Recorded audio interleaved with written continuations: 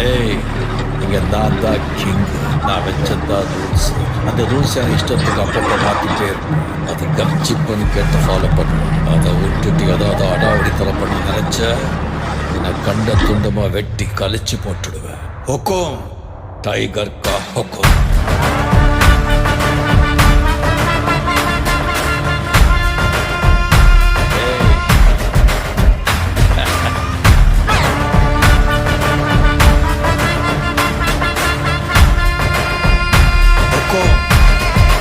Tiger கா ஹொக்கும்.